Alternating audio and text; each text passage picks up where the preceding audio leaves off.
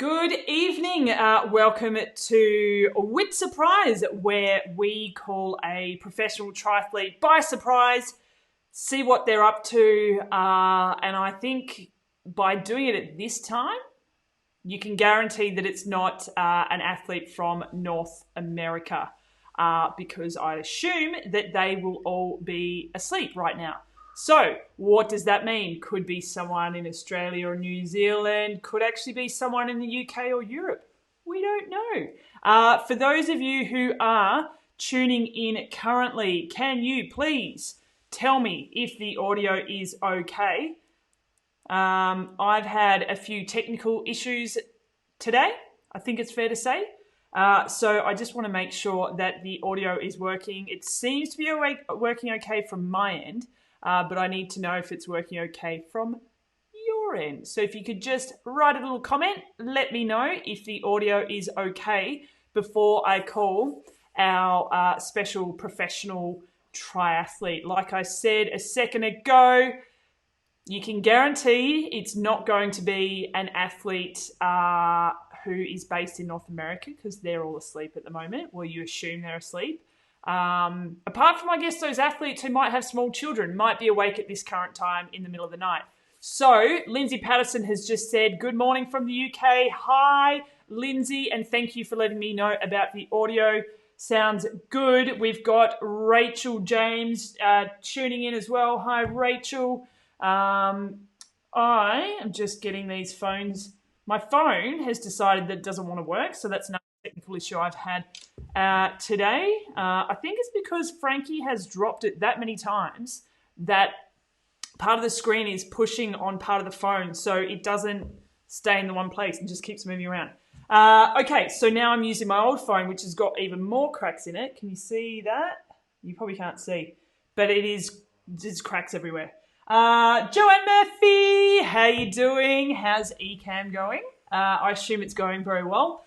Joe Murphy, all the way from Ireland, tuning in.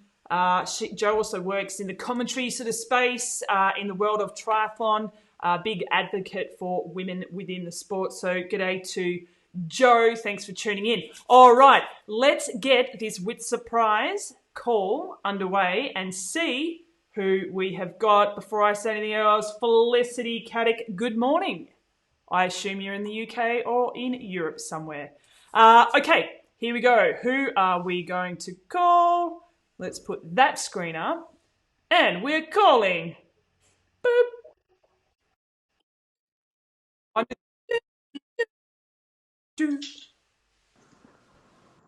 Hello. Hi!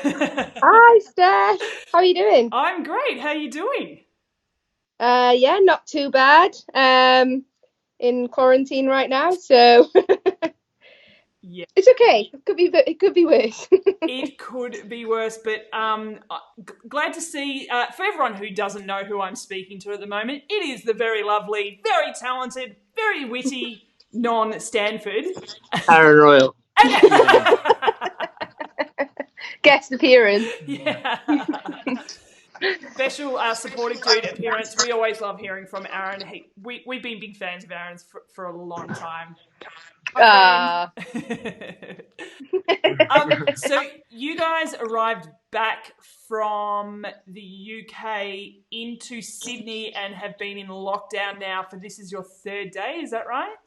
Yeah, third day. Well, we got in early Monday morning, so we've been in the hotel since about 10 a.m. on Monday. So we're not actually sure when they're going to start counting sort of quarantine days. So we're not sure if we can move Sunday or Monday in 2 weeks' time yet. But yeah, we'll find out. I mean, everything's been a bit sort of,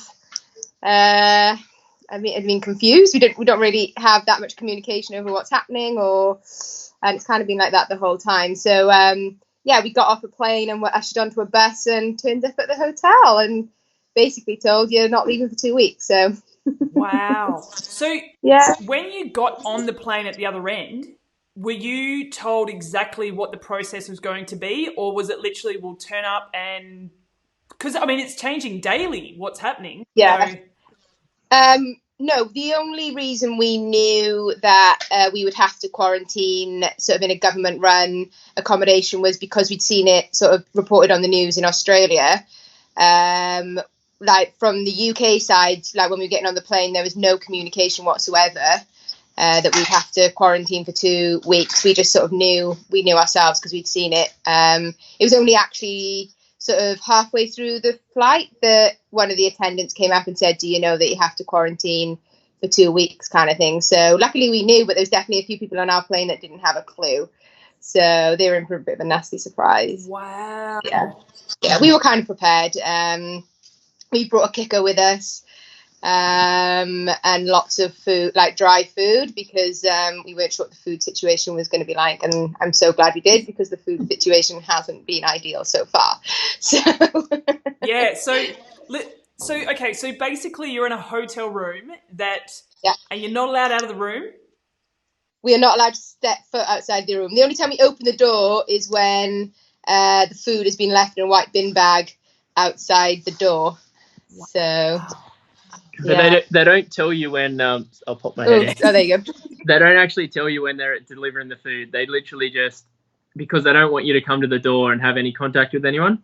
So they just say there's a time slot that your food might be left out. So you have to just constantly check. And as you know, athletes get quite hungry and we get quite hangry. Oh my God. So we're constantly, like, when we're getting really hungry, we just, every 5 minutes we open the door. No, not there. Oh my God.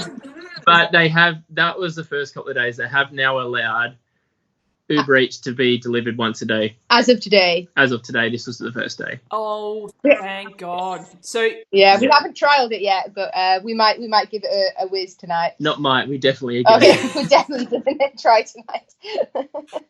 Oh my God, your Uber Eats bill is going to go through the roof. Because I imagine you're probably also going to get food that you can hoard in the mini fridge for an extended period. Yeah.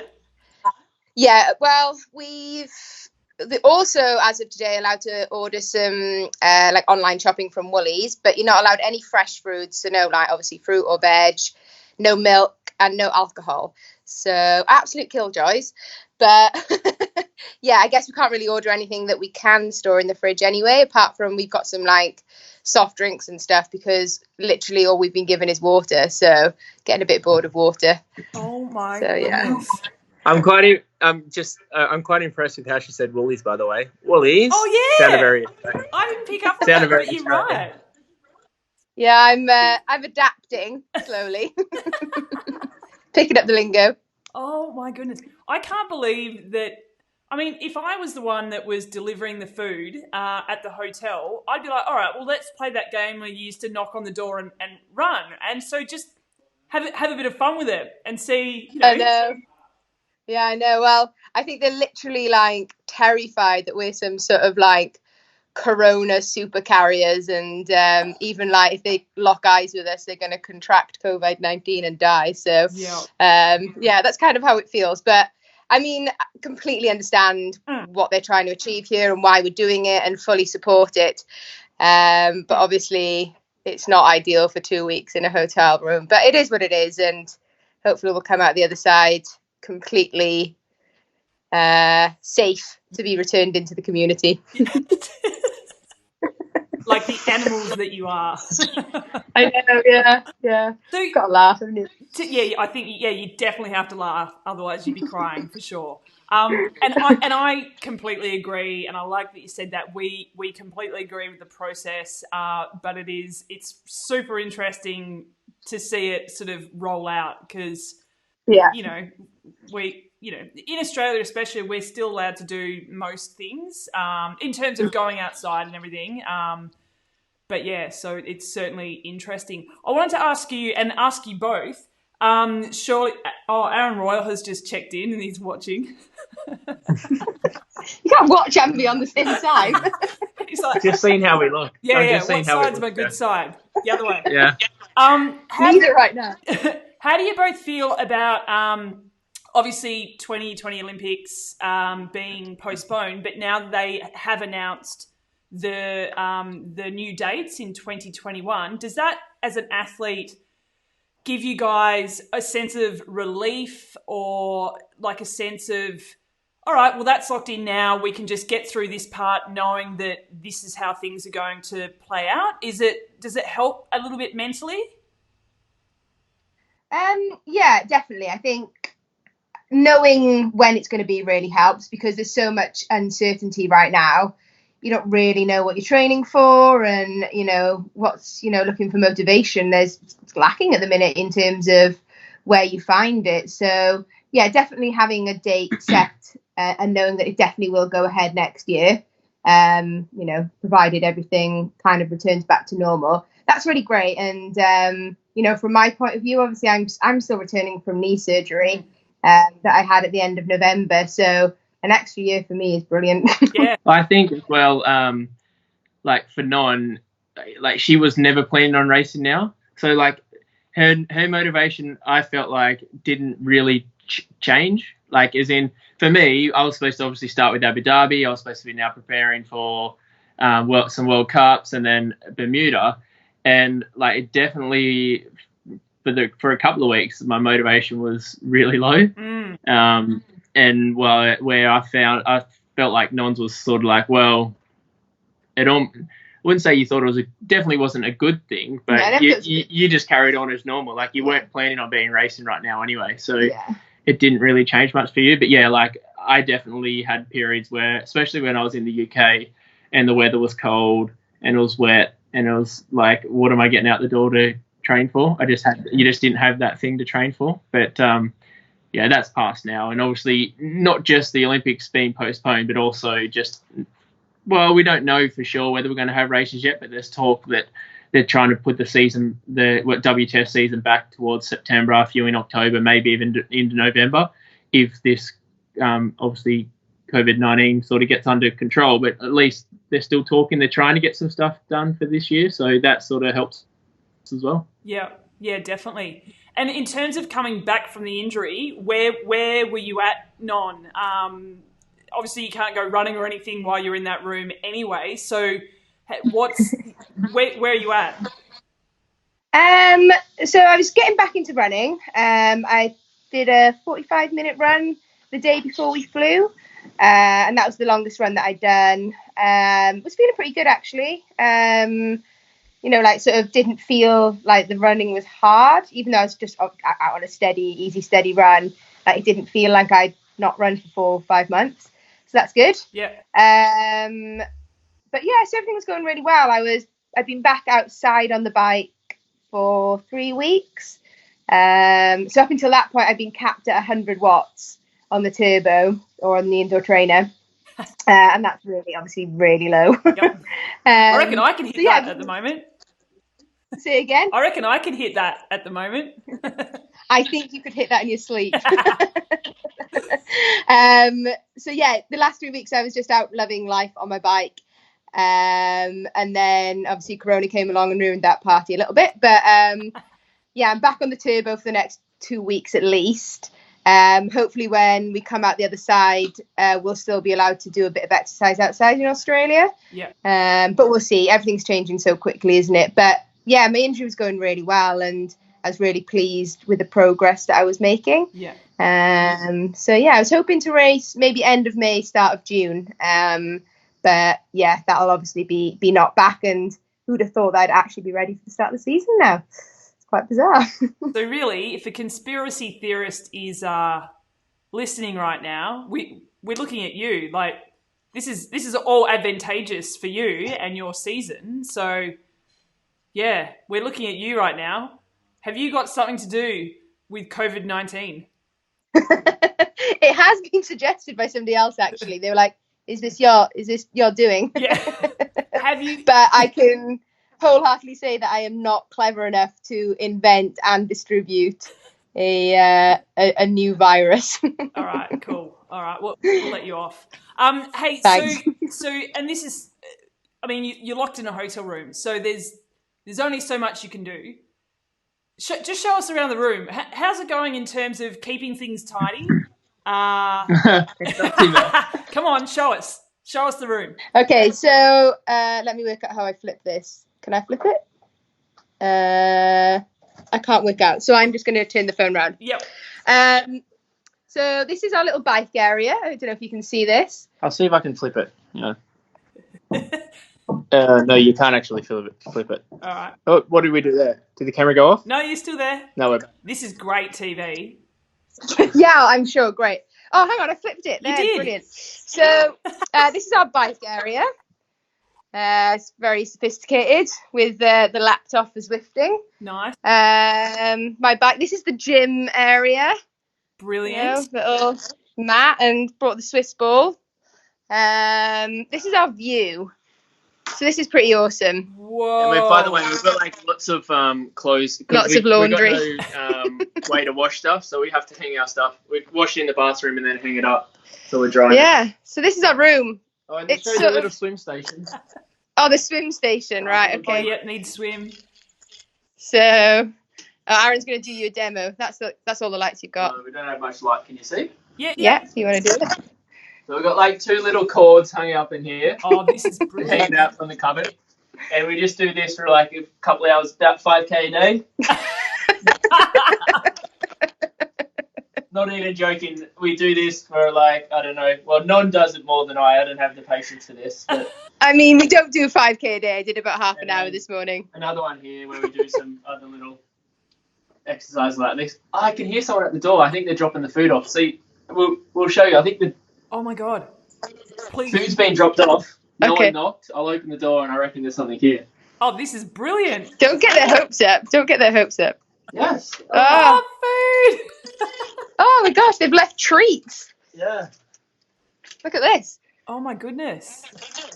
How exciting. I mean, I can't express to you how exciting this is in our life right now. This is our food. This is our food. Oh, brown bags today. We normally get them in white bin bags. Wow. Step So it yeah, up. so this is our bedroom / training / laundry / dining room. So yeah, It's that's our life right now. I need you to show me what you've got for dinner. I need to see. Oh right, Yep. let's have a look what we've We got. will say food has improved since the first day. First day was dire. I did see that. We're not sure what it is. Ratatouille, maybe? So that's dinner. Potatoes. That's very healthy. It has been very healthy. All right. The water, Bottle of water. standard water, An apple an apple. and a piece of bread. There you go. What? That is our dinner. I bet you're all jealous right now. Yeah. So, okay, so that's for one person, that amount. Compared That's to amount, what you would yeah. normally eat for dinner, is that maybe half of what you'd normally eat? Yeah, probably about half of what we normally eat. But I mean, I'm more worried about Aaron because obviously he consumes a lot more food than I do. Yeah. But yeah, he's managed to survive so far. We've got a lot of snacks with us. Yeah. Actually, I'll show you our snack cupboard All right. that we managed to smuggle from the UK. Well, I mean smuggle, it's all legal. But you probably can't see. But there's a lot of snacks in Oh, here. yeah, you've done good. So yeah. So, you know, we're living, we're fine. And now that we can get Uber Eats, we're away. Yeah, I you're think. sweet. You know, I'm not worried about wheeling Aaron's skeletal corpse out of here at the end of 2 weeks. So You can get coffee on Uber Eats as well, right? Can you get good coffee? Yeah, well, normally you can, so I assume you guys still can. But we only can get it once a day, remember, so we have to make a choice. Do we want good coffee, which is also, it is a priority, or good food? And I've probably, at the moment, with the food that we're getting, and I'd rather probably go with the food, yeah? We've got an espresso. We do have an espresso pot in here. All right, And that's okay to pinch. That's okay. So, so you're stuck in a room for 2 weeks with your recently fianced. Yeah. What is it, 2 months? Not Yeah, even. January the 8th. So just over 2 months. Coming up to 3.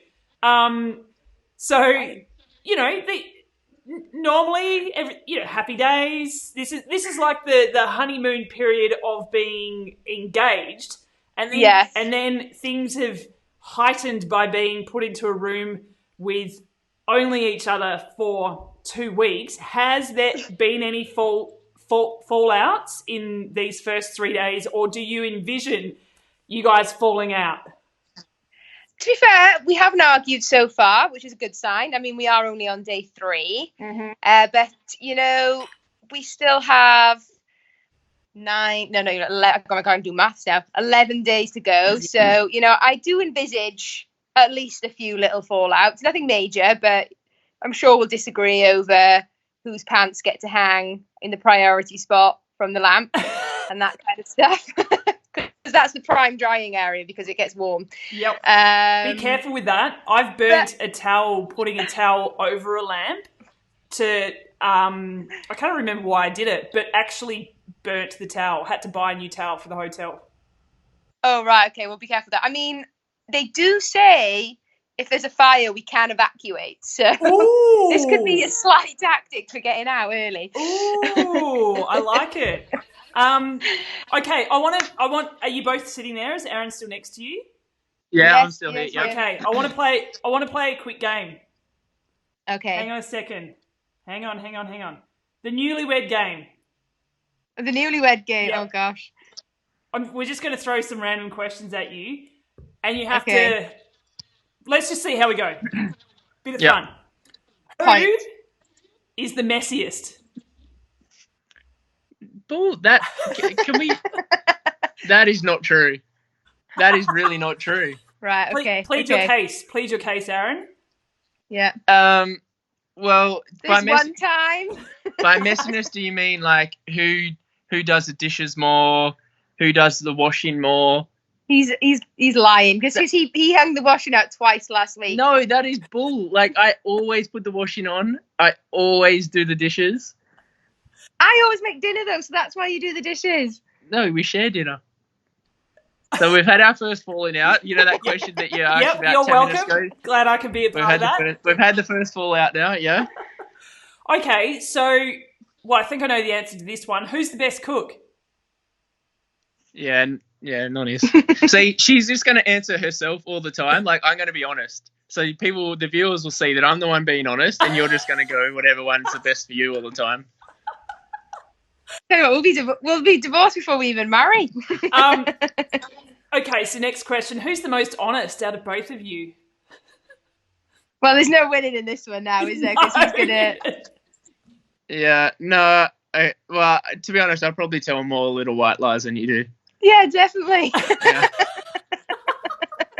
But not white lies in like who's clean, who's more cleanliness and that sort of stuff. But yeah, too funny. Okay. I was thinking I'm really going to I'm literally dropping not literally, I'm dropping a bomb here and then I'm going to walk away in 5 minutes and you guys are going to be like, rah, rah, rah, rah. And I'll be... I can't believe you said that. Yeah. I'm getting on the bike soon and I'm just going to put the headphones in and get my own little world, so it's okay. All right. Who said I love you first? I did. Ah, nice one. Can you quickly give us a reenactment? Tell us how it happened. Well, because it's our relationship it was a bit complicated, but it sort of started at the end of one of the seasons. So at the end of one of our triathlon seasons. And then I went back home to Australia. She was in the UK and we spent like a lot of time apart, but we were talking a lot. And so basically it was over the phone. Yeah, it was, yeah. But it was after like probably 4 or 5 months when we had kind of been together. Yeah. Yeah. So yeah. Nice. A long distance, I love you. And did you say it back straight away? I think so. Yeah, I can't remember that. Yeah, probably. Yeah, right. I think. So special. Well, Brett told me he loved me over the phone, and it then took me about 2 months to say it back to him. So... Oh, really? Yeah. I'm a bit of an asshole like that. But anyway. Paul Healy... Was that your answer? What's that? Was your answer, oh, really? Is that what you said back? Well... Or just thank you? Do you know what I actually... Yeah, I said thank you, which is like, if you watch any movie, it's the worst thing you can say.